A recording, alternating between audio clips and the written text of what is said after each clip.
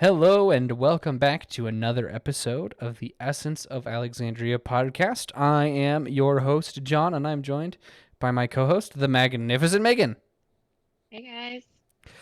Today, we're talking about economics. We've done a lot of like politicking and a little bit of religion, but not as much policy. So we're going to talk about welfare and drug policy because we mentioned that in our very first episode, the drug policy thing, and we actually haven't touched on it yet.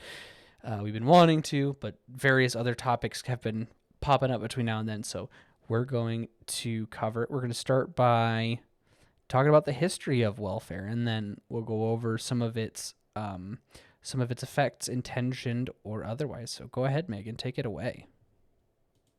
Okay. Well, I know that we had prior to recording discussed kind of how welfare has been detrimental to our society. And honestly, that's because as history has seen time and time again, people, when you give them the option to be lazy while still have a profit, they're always going to take that way out. Mm-hmm. But honestly, it really made me want to dig deeper into it because I knew facts. I mean, I think there's only so much your brain can hold. So I Mm-hmm. knew some about welfare, but I really wanted to dive deeper. And honestly, looking into it, it was really interesting to see how, again, once the government gets involved, that the problems that exist never get solved, and just more problems seem to get added on to it. So when I was doing when I was doing my research, honestly, and everyone credits um, FDR. FDR Mm-hmm. was the big one who eventually passed um, the act that was making it and that made it into law, the Social Security Act, which was signed into law in August 14th of 1935. But even before that, kind of going back and looking, there were a lot of programs that were starting to come about because of the industrialization movement. So we were gearing up for war. There was a lot of conflict going on, and so right around 1870 onwards, it's when um, the state and federal government decided that they needed to get involved in providing a more secure lifestyle because of the change from being more agriculturally minded, farming, et cetera, to where we were starting to see people work in these factories. So interestingly enough, I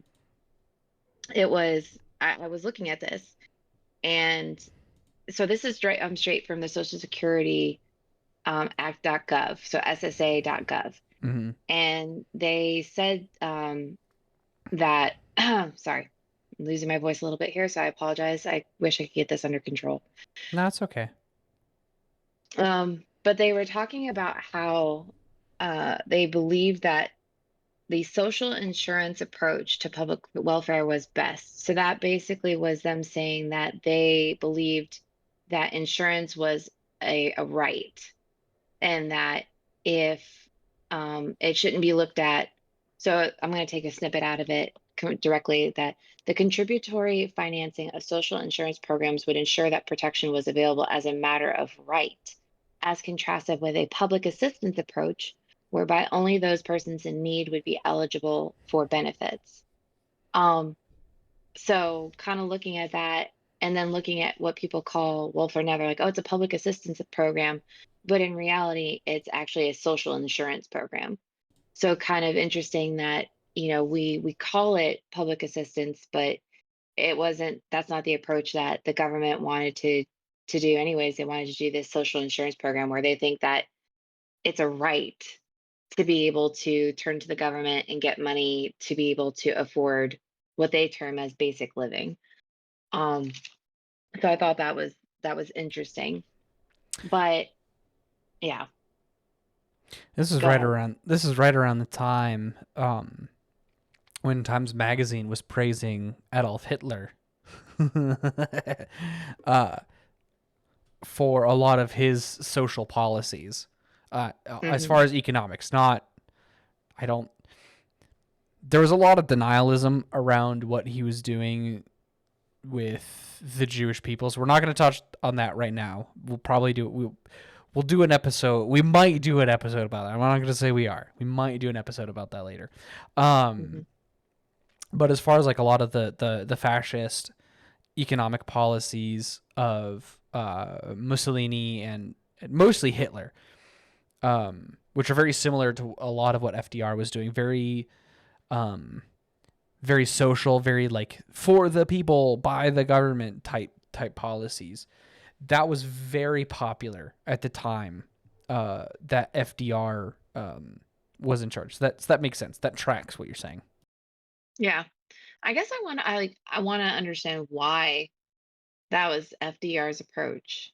Like I kind of always I mean, I understand that people were suffering the Great Depression, and I understand I don't know if a lot of people know this, but a lot of those assistance programs were supposed to fall off after a certain point in time, where everything was becoming stable. It wasn't supposed to be something that was going to continue on. It was supposed to kind of fall off.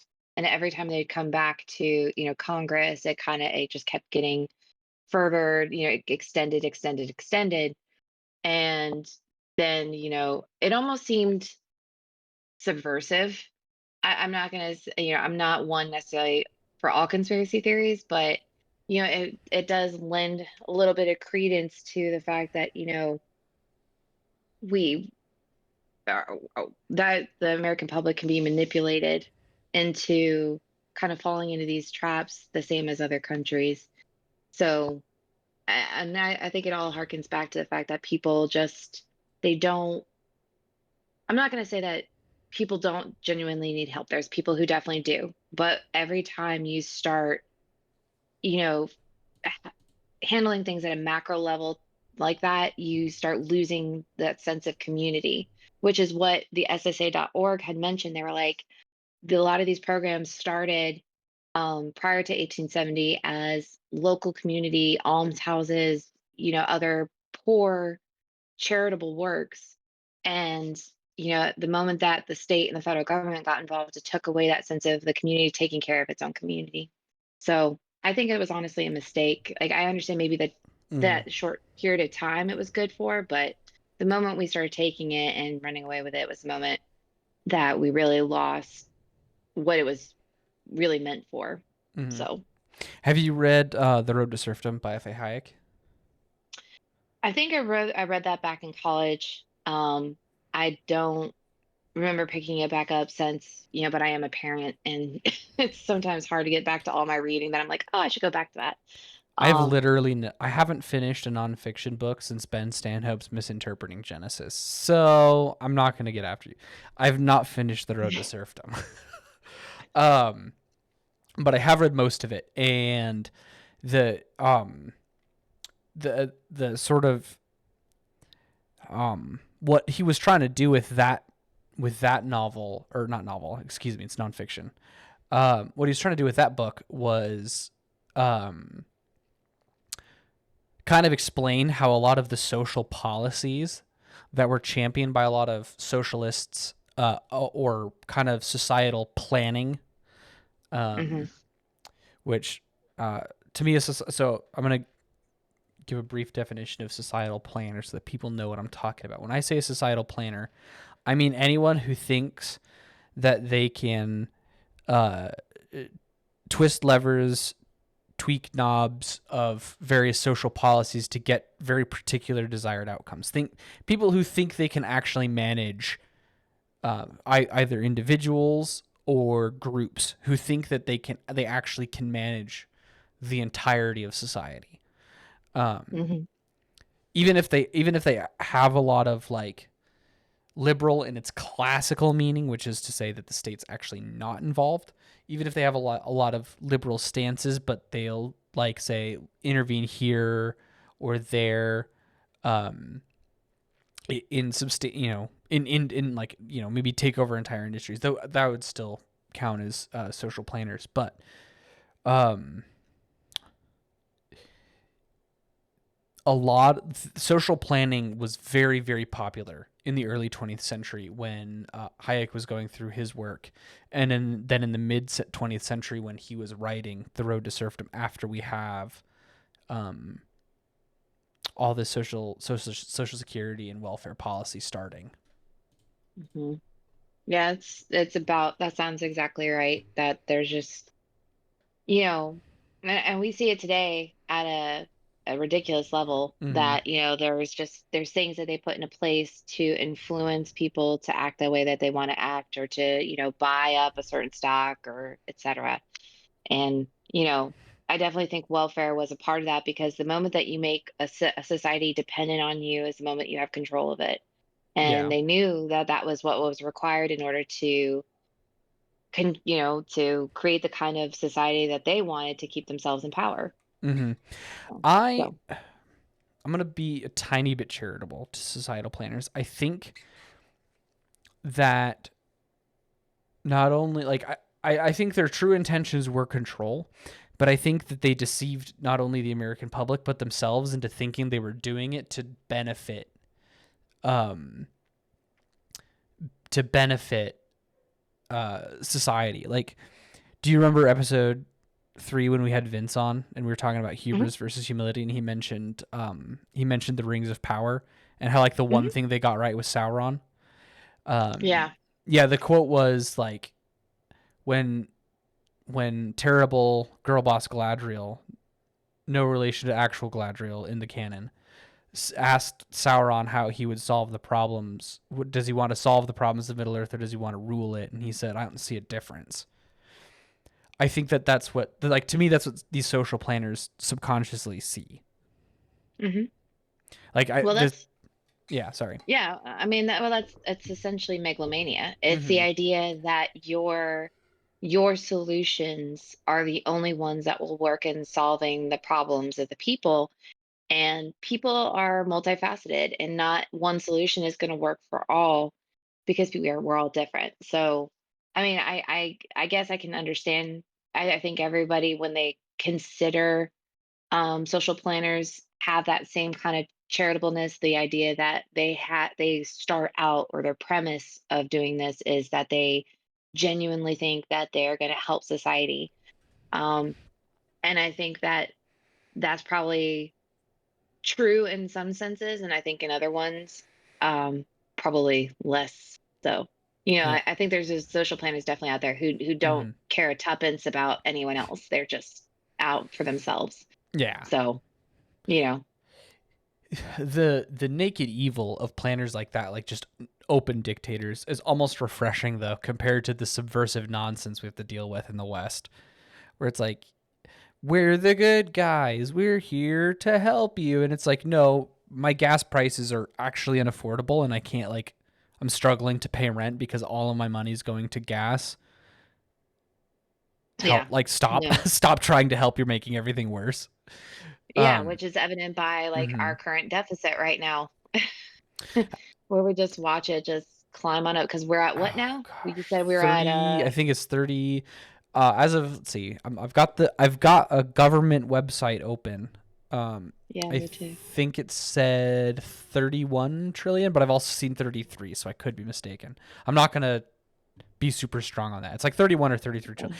It's in the 30 trillions, which is a Yeah. number that's actually incomprehensible Yeah. Well, because, like, for this mhm. fiscal year, it's 5 trillion. Yeah, 5.5 trillion so far, from the which is yes, 100, yeah, which is $142 billion more than this last fiscal year. So great.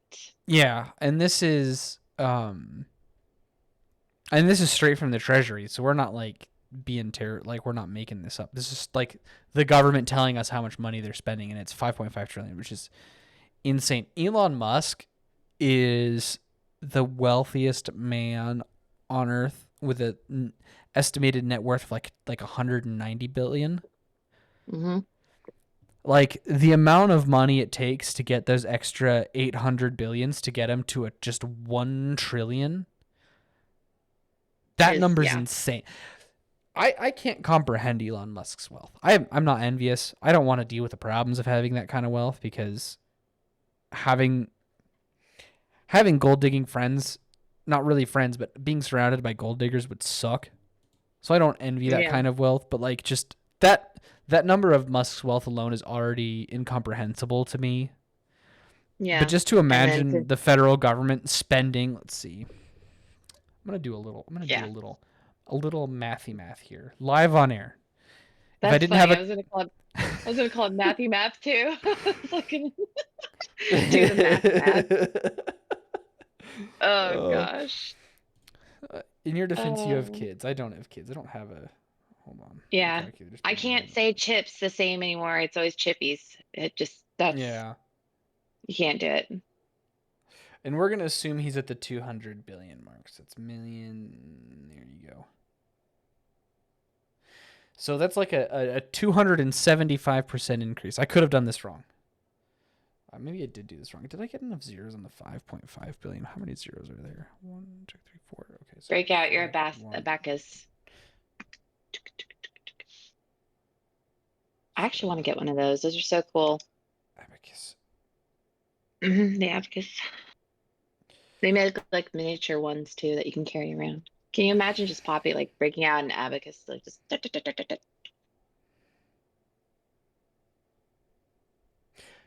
Oh, yeah, I did my math horribly wrong.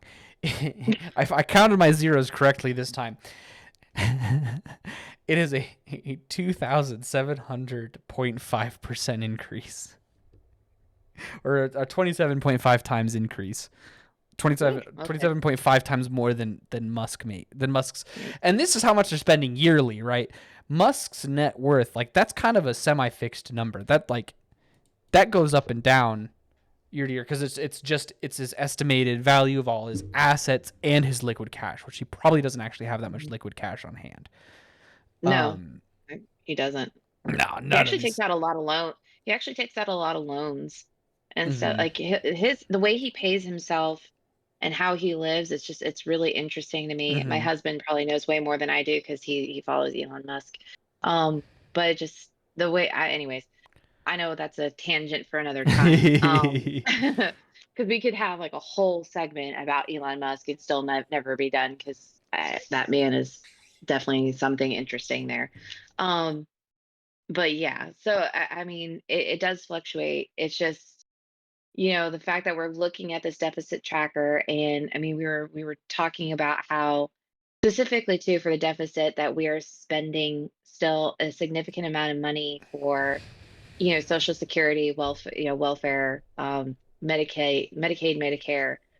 Um, it just, and those are like the main contributors. Mm-hmm. And in order to balance this budget, we have to understand like this social insurance approach that the government has tried to take. It's just, it, and here's where you get into the hard, kind of philosophical questions about the the the moral correctness of Social Security. It's we want to help people in need, but there's a lot. At what point do you say, okay, you have to start digging deep for being able to live the way you want to live? And I Mm-hmm. think that the state and the federal government's, kind of pacifist nature towards just letting people take advantage of these programs, um, just contributes to that problem even more. Mm-hmm.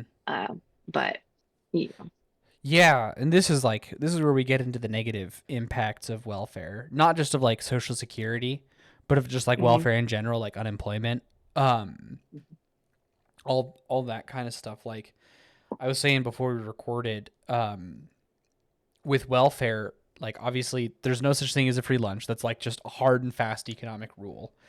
If you think there is a free lunch, I happen to have a bridge in New Hampshire. Really beautiful little property, all yours for 10 grand. I will DM me. I will give you my Venmo, and you can send me that 10 grand, and I will send you the deed to that bridge. Um, I made that joke way longer than it needed to be. uh, still effective. yeah.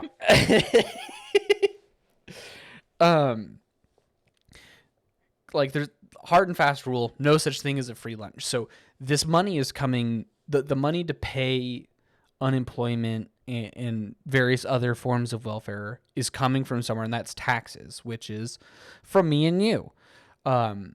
And mostly the biggest tax contributors are businesses. 'Cause like their income is just taxed, kind of like yours and mine. But I don't know. I actually probably should stop talking about tax code because it's a nightmare, and I'm afraid of it. But they still pay taxes. That's the truth. They still pay taxes.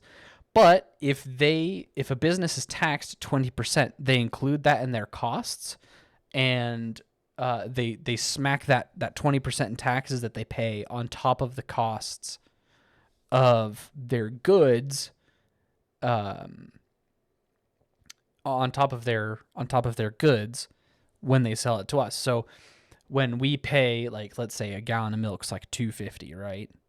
And let's say Hmm. the dairy farmers are taxed at 20%. I have a friend who's a dairy farmer, and he's gonna, like, if he listens to this, he's gonna be yelling at me in my DMs like, "No, it's this percent, you absolute moron." And be like, you know what, you're right, but that's why I want to have you on later. Um, right, like what's like that's like 40 cents for a $2 gallon of milk. I think it's like 270 right now, 280.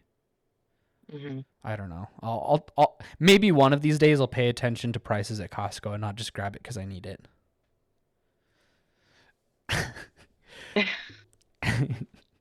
um And and right, so that's one negative impact of welfare, but the other one that you kind of don't see is all the people that end up on welfare, especially the ones that kind of game the system and end up there permanently.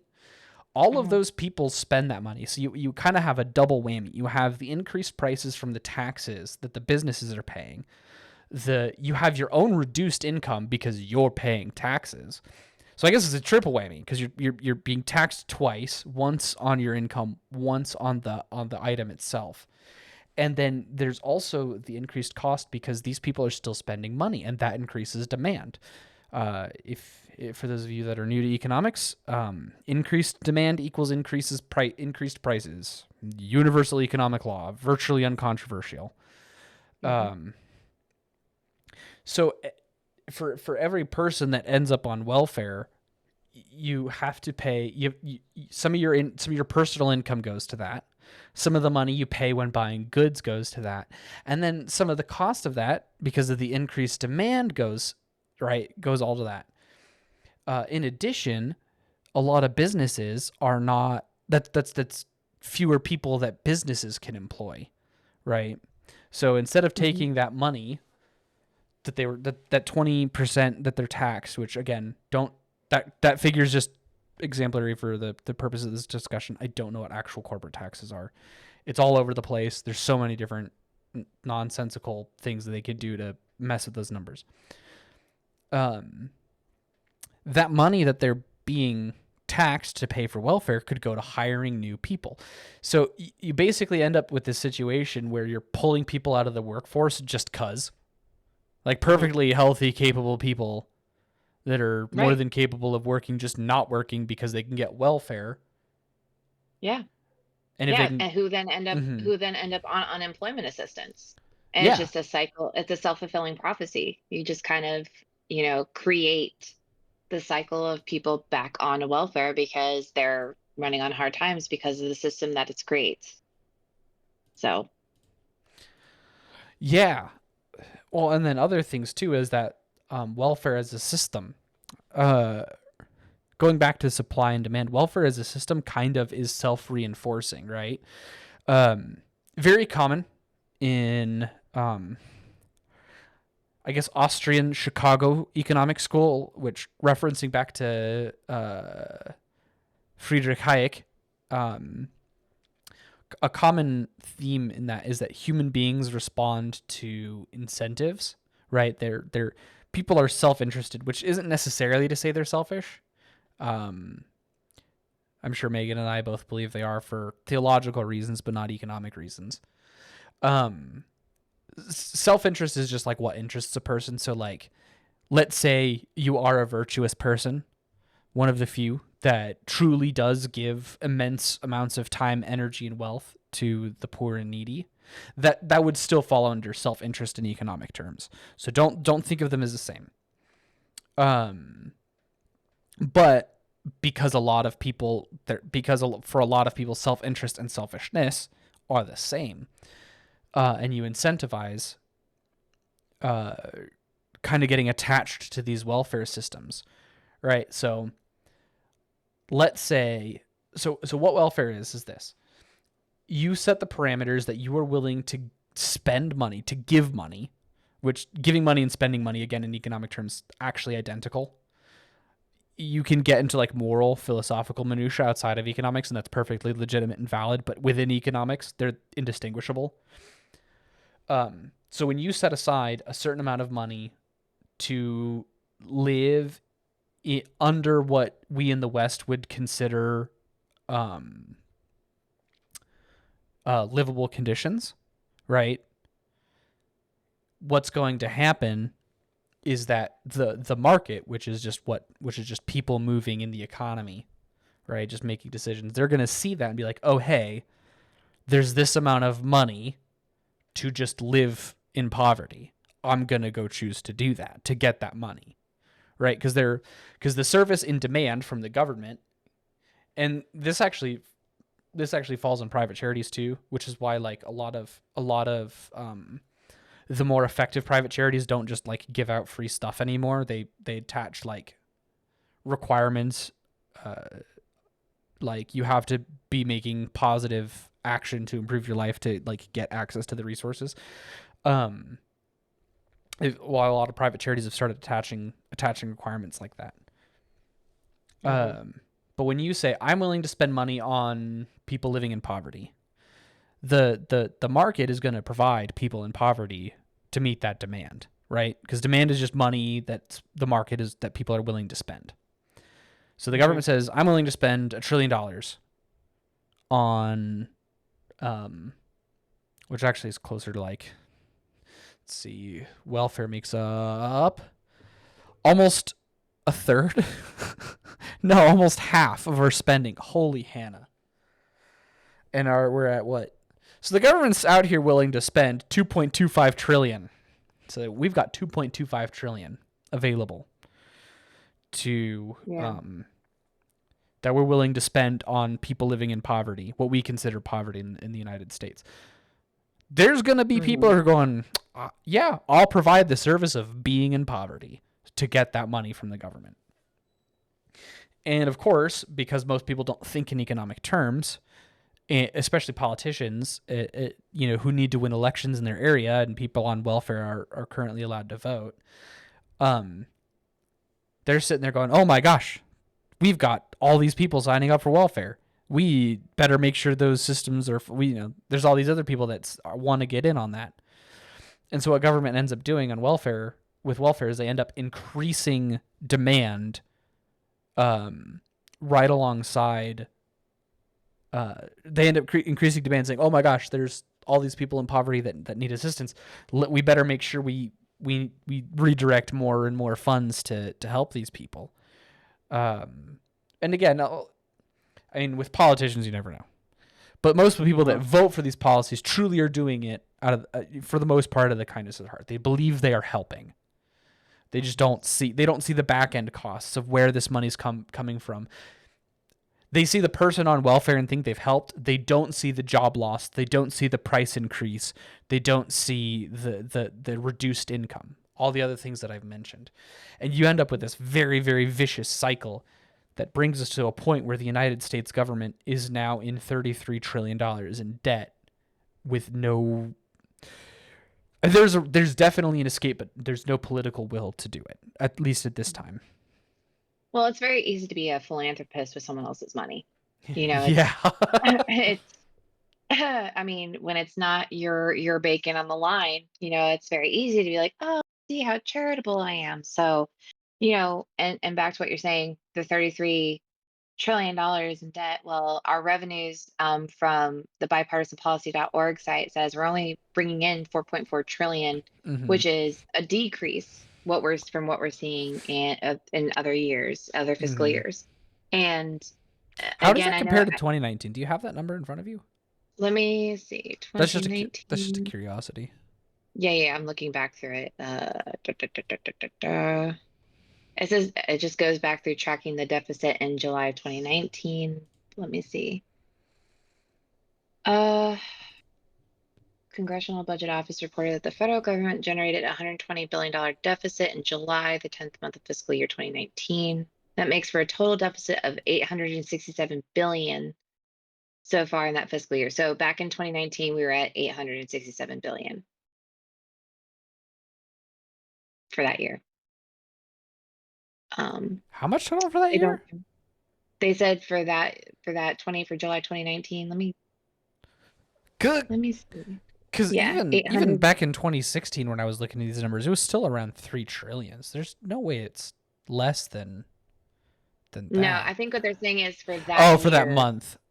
that for like that year so far tallied up, it was 867 billion dollars. But That remember seems too, that was just when coronavirus was really starting to amp up. in In 2019. 2019, because it was like March of 2019, it was starting to come on, and then I think it kind of started to. What was it? Wasn't it March of 2019? Am I getting my No, it years all was. crossed up? You're thinking March 2020. 2020. Yeah, Okay, I've lost like a bunch of years. that's okay. 2020 did that to all of us. Yeah. Uh, they said this brings the total fiscal year 2019 deficit to 984 billion, Oh, that's the 26%. deficit. Okay, so Yeah, that's that's the like how much. deficit. That's the difference. And the deficit. A lot of people don't understand this because politicians will lie and be like, "I've reduced the deficit," while the Hmm. debt continues to increase, and that's just because they've reduced the difference between how much they bring in and how much they're spending, and that's usually just because they've increased taxes and screwed us all over. But whatever. Yeah, I think that's important I'm glad that you pointed that out because I think a lot of people get confused by like how many politicians hide behind like legal like jargon. Like Yeah. they hide behind jargon a lot and they make you say it makes it sound really great and they're like, "Oh, I feel so warm and cozy and cuddly." And then it's like, "No, actually none of that is it might be true in some sense, but in reality it's still very problematic. It's still a big problem, but no one they don't want to actually pull what was it? Stranger Things, Murray, pull back the curtain, the Mm-hmm. society doesn't want to see what's behind the curtain because it's scary Yeah. because it doesn't make them feel secure or safe. So here you are quoting economic gurus, and I'm quoting Stranger Things. Here we go. That's okay. You know what? I'm gonna have to work with. Can, so as here's the thing. You'd be like, "Oh my gosh, you're quoting Hayek and Soul." Um, yeah, most people are gonna relate more to the Stranger Things thing, so that's okay. It's okay to Yeah. quote Stranger Things. People will relate to that and will actually listen. They won't listen to Oh, me God. and my boring soul and all that. No, I think it's necessary. I mean, pop culture definitely is more. I guess it's more entertaining in that moment, but Mm-hmm. it's honestly you definitely want to be able to pursue. I think that's a problem for a lot of people too when they try to catch up and read all of these things. They're like, where do I even start? Because Mm-hmm. if you haven't been it's an ever changing kind of cycle, and if you don't get in on it sooner rather than later, you kind of just feel lost. So Yeah. maybe that'd be something good too that we can provide, like kind of like a starting point for a lot of people who are interested in learning all these different kind of terms so that they can really Mm-hmm. understand what their politicians and people are saying to them. Yeah. I forgot to mute things and videos started playing on my computer. My apologies, everyone. Anyways, but yeah, no, it's welfare is a very sensitive subject because I understand uh, my final perspective on it is that there Mm-hmm. are a lot of genuinely good people who do need help, but the system that we have in place now is so out of proportion that it does more harm than good. And I know that people are like, well, what can we do about it? You can't just completely, get rid of it because what about all the people currently on it who still need it? And it's definitely going to take a systematic approach to how we Mm-hmm. kind of um, heal. I would honestly use the word heal from that. But the first step, honestly, is the social consciousness to understand, like you said, there's no free lunch. You know, and that's been a premise for the United States since its inception. When there was in the Jamestown colony, there were a lot of settlers who came in who didn't want to work. They didn't want to, they weren't used to that kind of manual labor in that regard because they had to create their community from the ground up. And you know, I forget who it was. I know, I think a lot of people, you say John Smith, but I don't think it was him. But um, he said, you know, if you don't work, you don't eat. And I think that's a premise that we've long forgotten. Jesus said it first. Saint Paul. Well, I shouldn't say said it Gee, first. Jesus said it. Then Saint Paul yeah, said it. yeah. Then, what's his? Who did you say it was? John Adams. I think they quoted it as being John Smith that Oh, said John it, but Smith. My I think apologies. that's Then John Smith. Then Vladimir Lenin. They're all just quoting. they're all quoting each other, just like, Yeah. Well, um, it's a very sensible thing, right? Like if you are not working, like if you're not contributing, why do you get to eat? yeah. And I think that's as simple as you can break it down for people. And Mm-hmm. I know that it can be, and for those who, you know, they'll use, and what I don't like is when people use appeal to emotion when they go, well, you know, you don't care about the elderly. And it's like, okay, well, the Mm-hmm. elderly are actually booking continuous cruises to live their lives because like the I'm missing the word, but the old folks home, essentially, I know that's not Mm-hmm. necessarily the most endearing term, but the old folks homes are more expensive now than booking cruises for the year. You can go Yeah. on a cruise continually and it'd be less expensive than being in an elderly assistance home, and that's sad. Well, part of that, so I mean, that's more of a social issue than an economic issue because like you should be taking care of your parents. Hmm. Like,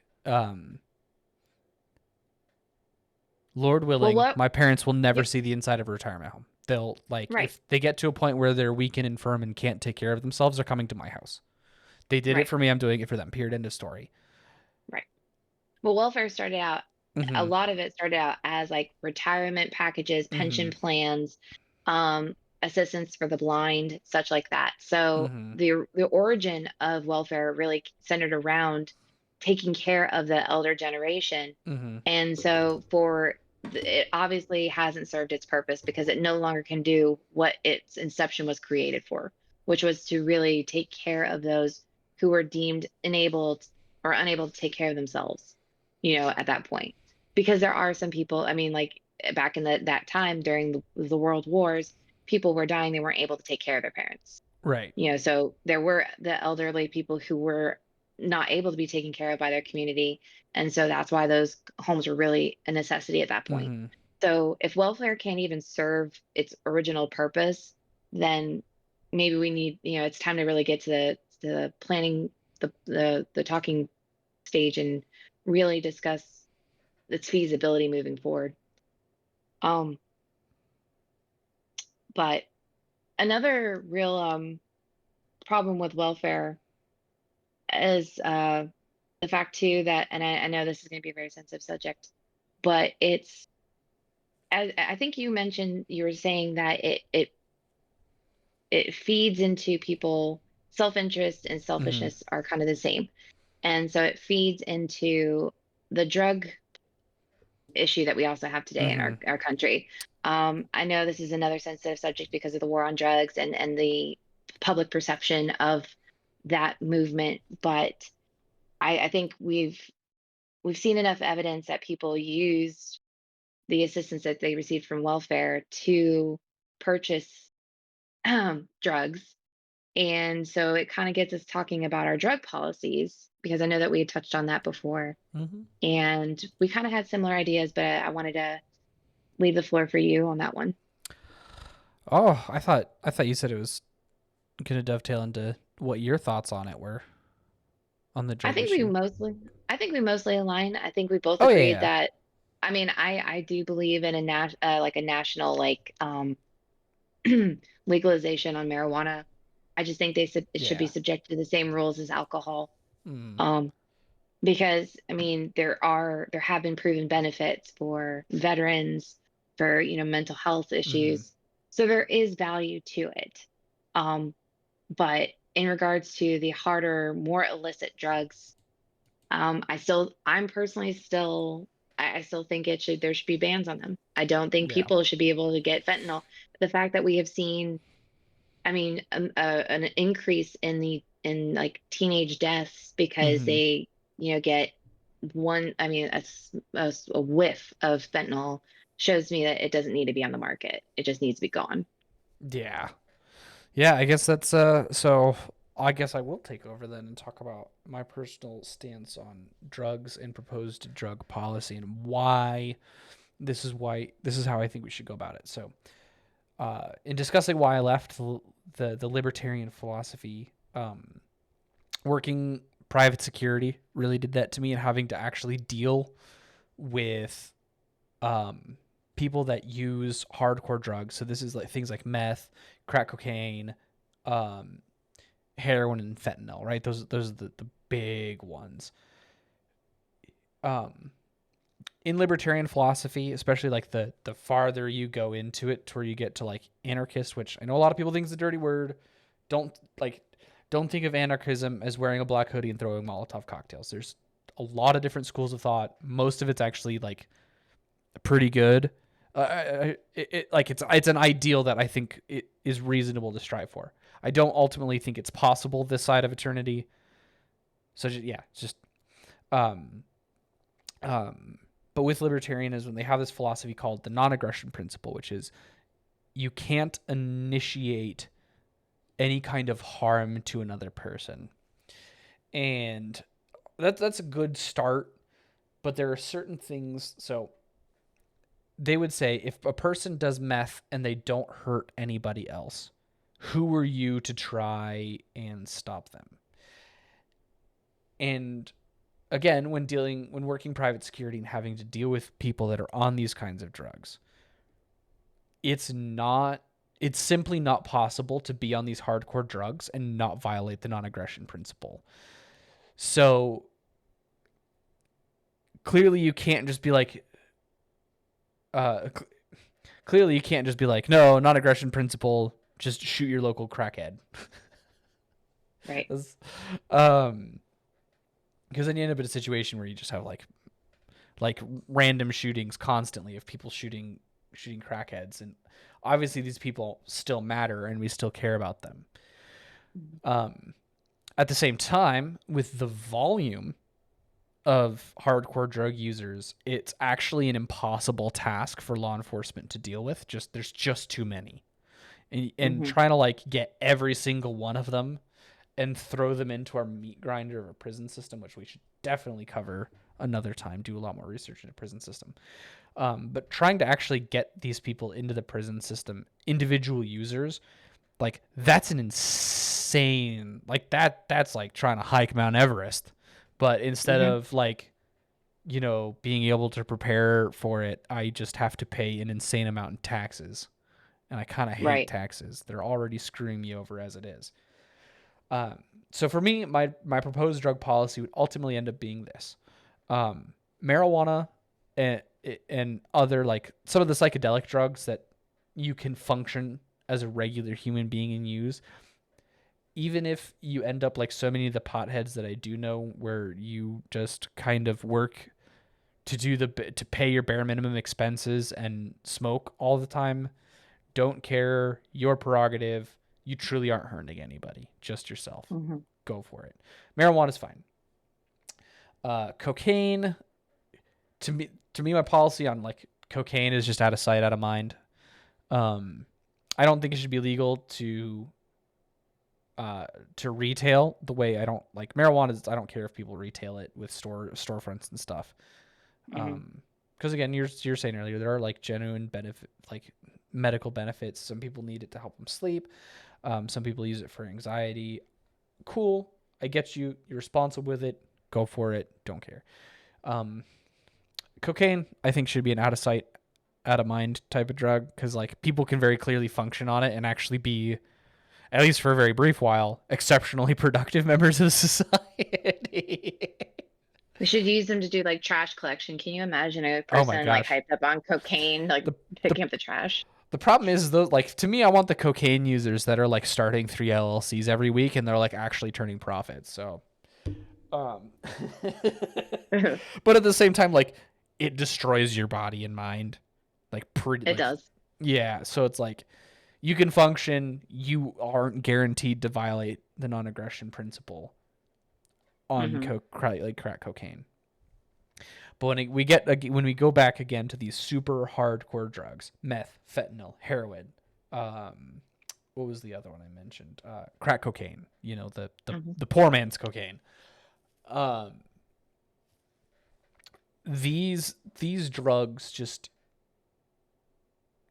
can't. Yeah, I've already covered it. You cannot take those drugs and not be a public nuisance at a bare minimum, or an absolute menace to society in worst case scenarios. So my proposed solution for those drugs is not to decriminalize. I wouldn't ultimately criminalize um, use. We have plenty of laws on the books already that for Hmm. the annoying behavior, Hmm. or an even possibly dangerous behavior, we can still penalize them. But manufacture and distribution, I would criminalize because these, um, it's a lot.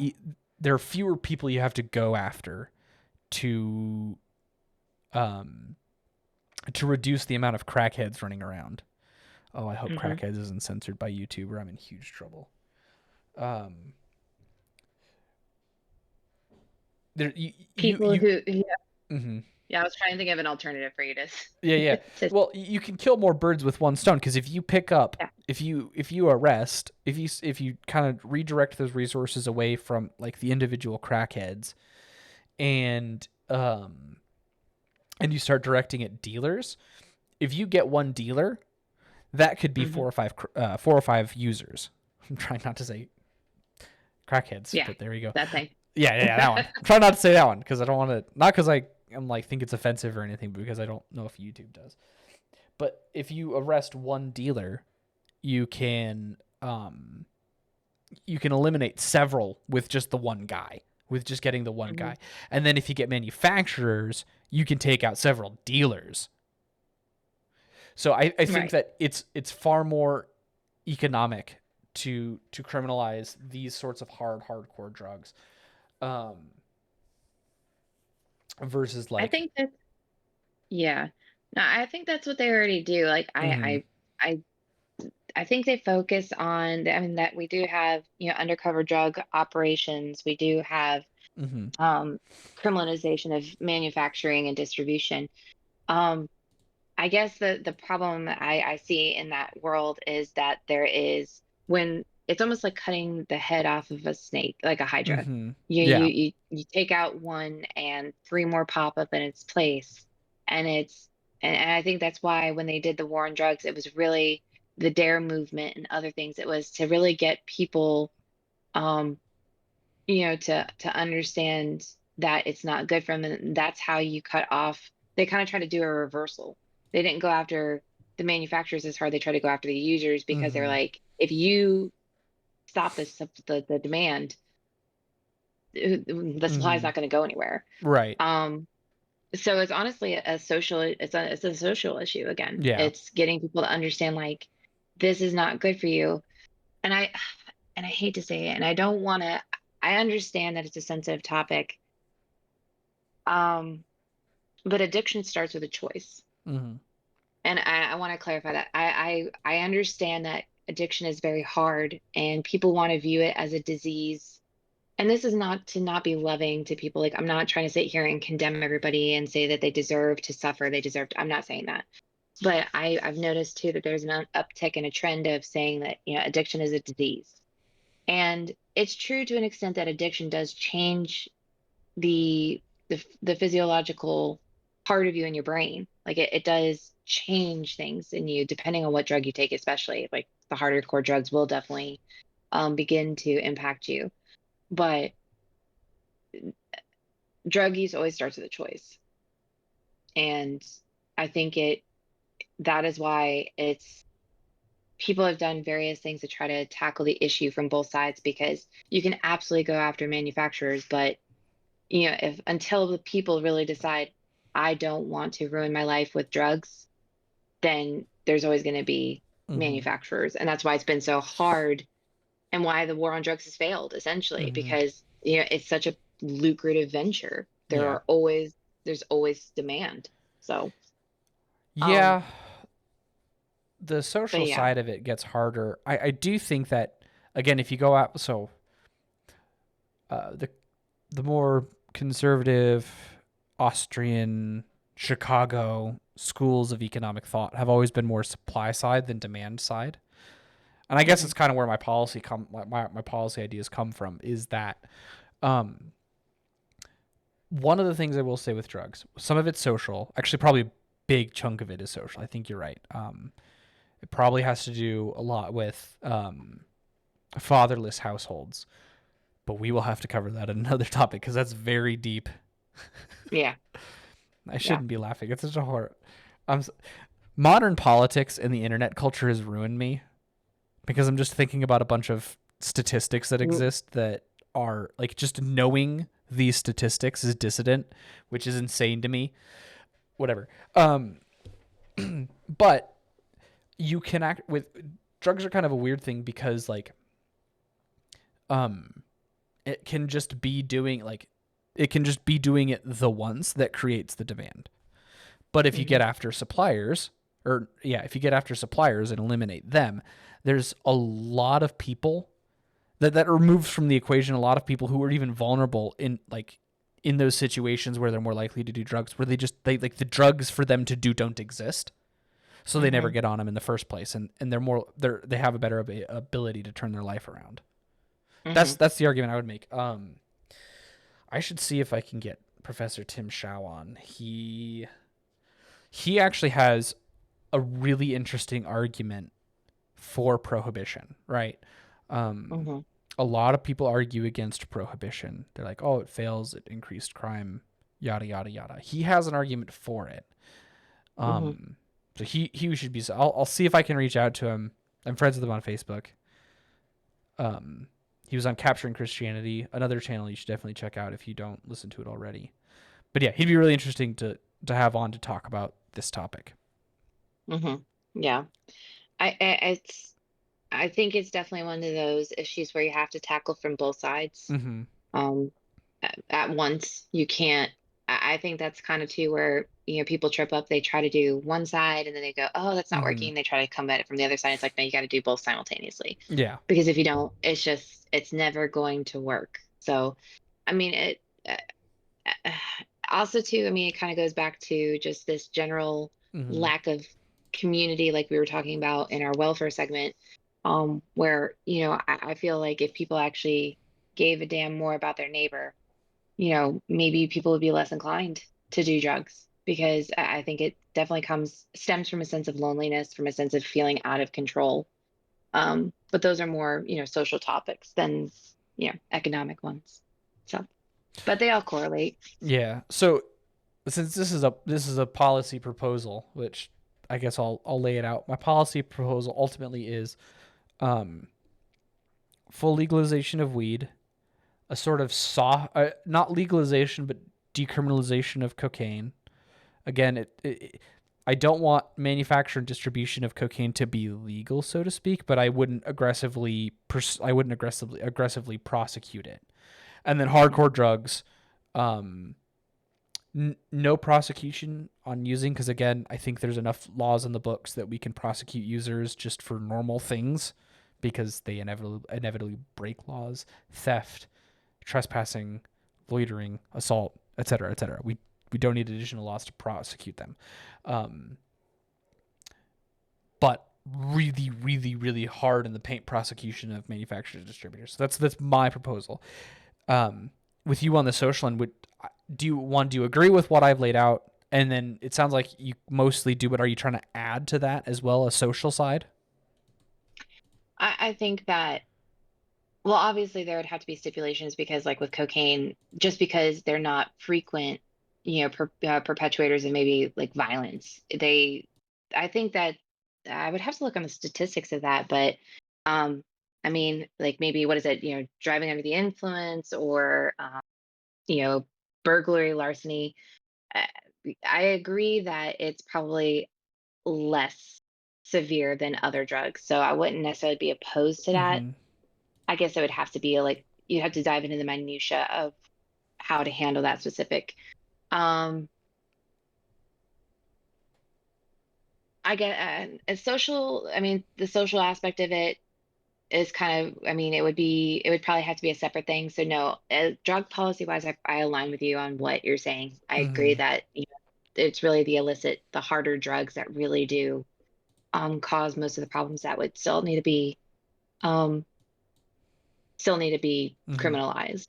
But yeah, no, I have nothing to add on that. Like we Okay. already agreed that we mostly aligned on that. Um, but yeah, I'm good on that one. Sweet. Well, thank you guys so much for listening. This has been another episode of the Essence of Alexandria podcast. Hopefully, you have been blessed. That's our goal here at Essence of Alexandria, is to bless you, the listeners. Don't forget to like, subscribe on YouTube and Rumble. Leave comments. It helps in the algorithm, which is apparently a thing you have to mention. The algorithm likes being mentioned. Um, YouTube might have just some monster spiritual force underneath it that likes to be fed. It's very narcissistic. But this outro is getting a little too esoteric. Thank you so much for listening. God bless.